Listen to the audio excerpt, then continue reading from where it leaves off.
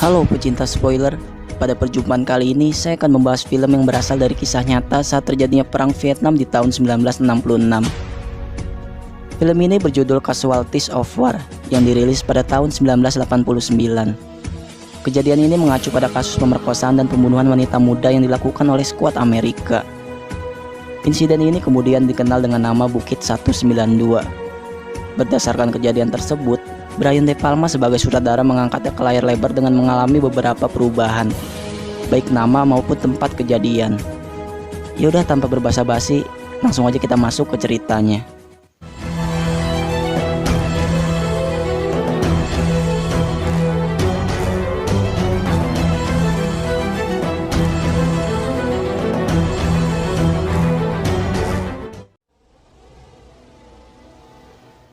Cerita bermula pada keramaian di sebuah kereta. Seorang pria tampak tersadar dari tidurnya dan beradu pandang dengan wanita. Kemudian adegan beralih beberapa tahun sebelumnya. Kelompok tentara Amerika yang dipimpin oleh Letnan Reilly bermalam pada sebuah hutan Vietnam. Namun posisi mereka yang aman menjadi terdeteksi karena salah satu prajurit iseng-iseng bermain dengan senjatanya. Kontan saja pasukan Vietcong langsung mengetahui posisi mereka dan membalas serangan. Hal itu menyebabkan tentara Amerika terpisah di berbagai sisi. Salah satunya adalah Erickson, prajurit yang baru 3 minggu bergabung, harus terjebak di dalam lubang. Yang sayangnya bukan sekedar lubang biasa, melainkan sebuah terowongan tempat pasukan Vietcong bersarang. Disitulah teriakan yang terdengar oleh seorang Vietcong yang siap menusuknya. Beruntung Sersan Mercer berhasil menolongnya keluar dari sana. Namun bertepatan dengan itu, seorang musuh menyerang mereka dari kejauhan. Sambil mengeluarkan seluruh sumpah serapahnya, sang sersan puas karena tembakannya berhasil menumbangkan musuh. Tapi lagi-lagi, seorang dari lubang hampir saja menikam Erickson dari belakang.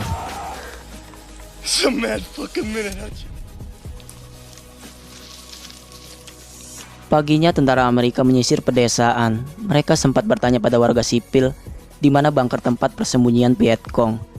Namun mereka yang memang warga kampung biasa tidak mengerti apa yang Amerika katakan. Dan saat mereka sedang bersantai sambil bercanda, tiba-tiba peluru menghunus tubuh Brownie secara mengejutkan. Lantas aksi tembak-menembak tak bisa dihindari. Mereka tidak menyadari jika tempat yang selama ini mereka kira aman ternyata berisi pemberontak yang menyembunyikan pasukan Vietcong.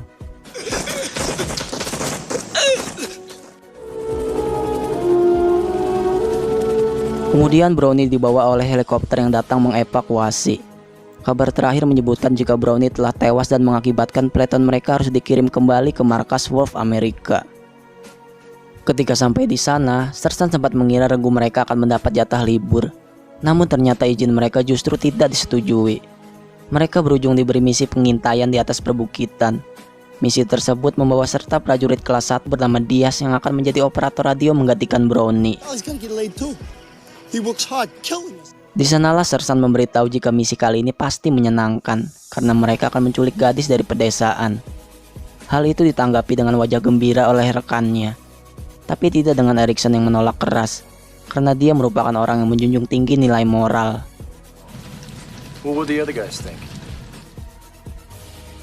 Pagi pun menjelang, mereka pergi ke suatu desa, melancarkan niat awal untuk menculik gadis yang paling aduhai. Dan setelah mendapatkan keinginannya, kelak membawa paksa wanita itu disusul isak tangis dari keluarganya. Sementara Erickson merasa jika perbuatan ini sudah di luar batas dan merupakan tindakan yang salah. Namun sebagai bawahan, ia tidak bisa melawan kehendak Sersan, karena lagi-lagi jabatannya masih rendah. Langit berubah menjadi cerah setelah mereka melewati hutan dan perbukitan. Langkah mereka terhenti untuk beristirahat dari perjalanan yang cukup panjang. Wanita yang diketahui bernama Owen sudah terikat dan disekap agar tidak bisa melarikan diri. Erickson yang merasa iba akhirnya berani mengutarakan pendapatnya, bahwa menculik wanita biasa yang hanya seorang anak petani sangat menyalahi aturan. Tapi Sersan menganggap Owen tidak lebih dari wanita jajakan Vietcong yang tidak berguna. Ia justru dibuat terpojok karena tak ada satupun dari mereka yang menyetujui pendapatnya.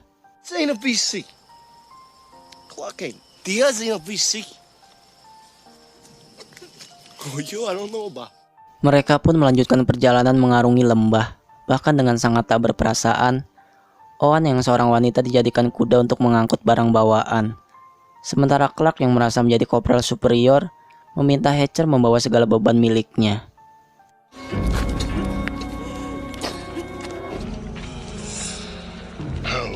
Tibalah mereka pada sebuah gubuk tua.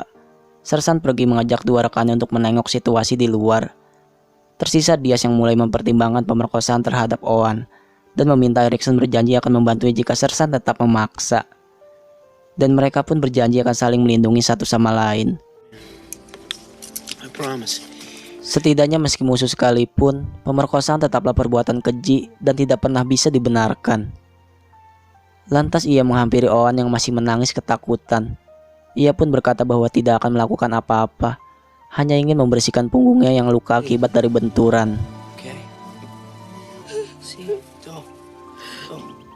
Hal tersebut membuat Erikson termenung dan mulai berpikir jika dia harus menghentikan ini semua. Sersan pun menghampirinya, memaksa dia untuk menerima giliran setelahnya. Namun dia menolak mentah-mentah dan berkata bahwa tidak akan memperkosa siapapun.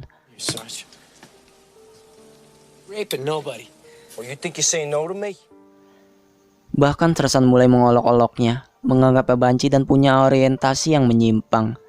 Diaz yang tadinya berjanji akan saling melindungi, mendadak berada di pihak mereka, membiarkan menentang tindakan ini sendirian.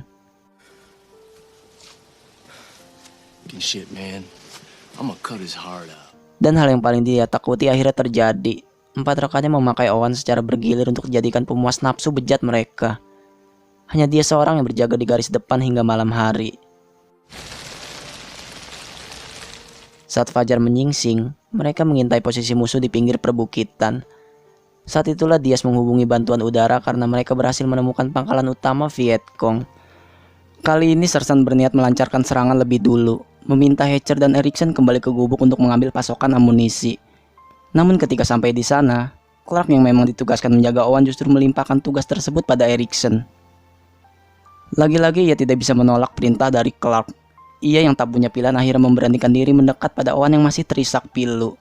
Wajahnya penuh dengan luka akibat siksaan yang tidak henti ia terima, ketakutan, serta mengalami rasa trauma hingga terus-menerus mengatakan hal yang tidak Erikson pahami. Tapi jelas tangisan itu tersirat makna jika dia sangat ingin pulang pada keluarganya.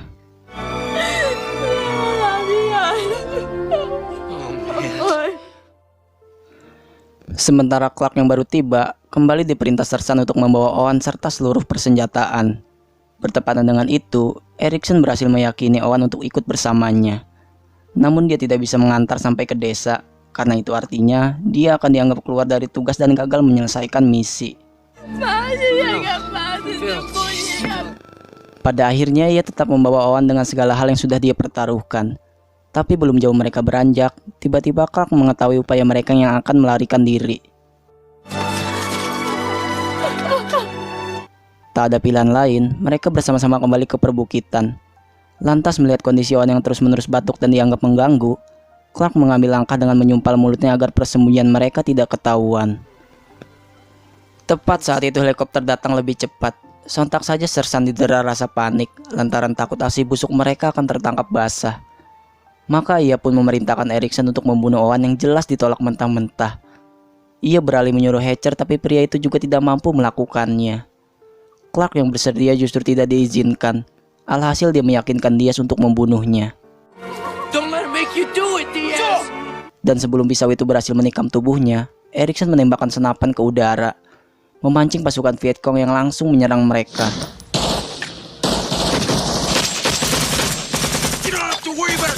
Di tengah baku tembak, musuh terus menambah pasukannya hingga mereka harus terpisah agar saling melindungi. Owen yang dianggap menghambat pertempuran ditarik paksa oleh Clark dan diberi lebih dari 2 tikaman di tubuhnya. Namun meski sudah berdarah-darah, ia masih sanggup berdiri sambil berurayan air mata. Kemudian mereka terus bergerak ke sisi kanan, sementara Owen mulai berjalan tertatih-tatih dengan pandangan kosong seolah tidak mempunyai harapan lagi.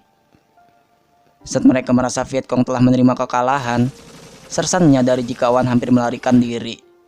Maka Erikson mencoba menyelamatkannya, tapi Sersan berhasil mencegah dengan senjata yang ia hantam pada tubuhnya. Dan seolah mengabaikan rasa kemanusiaan, Sersan berkata pada rekannya untuk menembak Owen saat itu juga.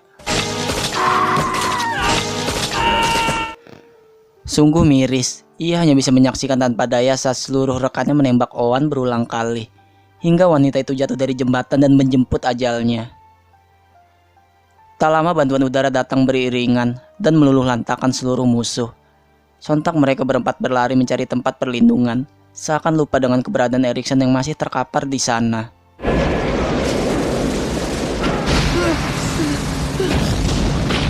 Alih-alih pergi, ia hanya bisa menatap nanar seonggok mayat yang sudah berlumuran darah dengan rasa penuh penyesalan.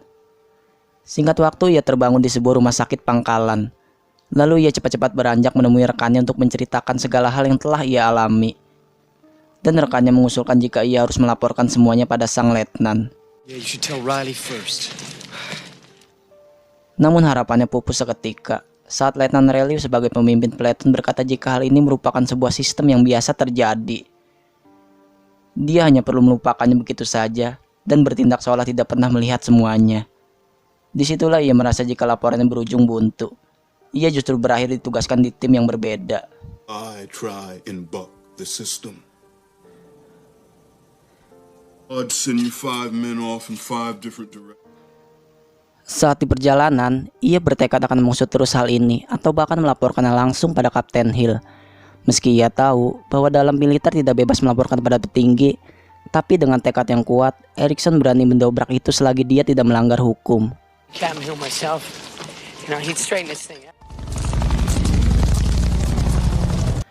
Kemudian laporannya pada sang kapten ternyata direspon tak jauh berbeda.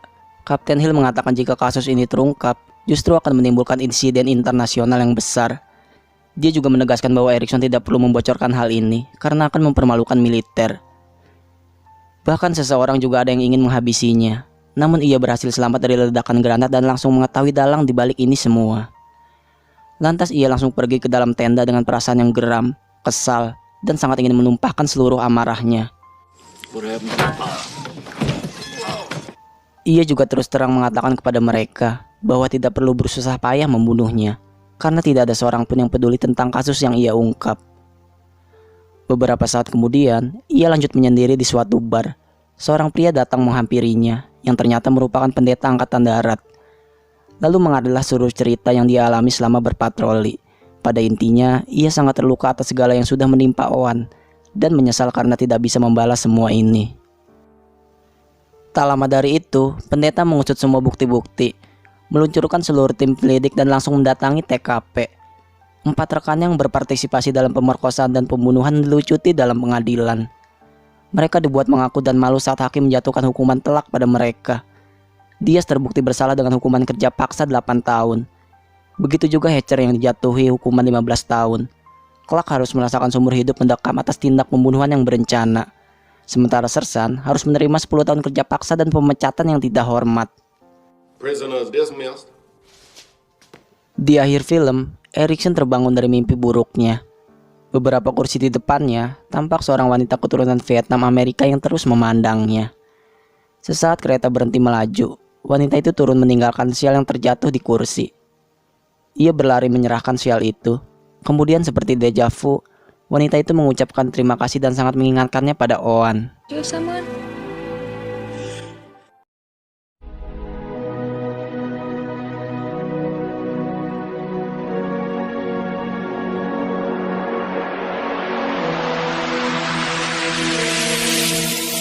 Jadi peperangan tidak melulu memerangi musuh.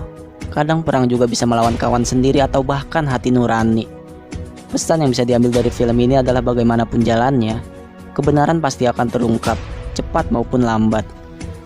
Saya akhiri review kali ini, semoga tidak hanya terhibur tapi kalian juga bisa menyimpulkan hal-hal baik dari film ini.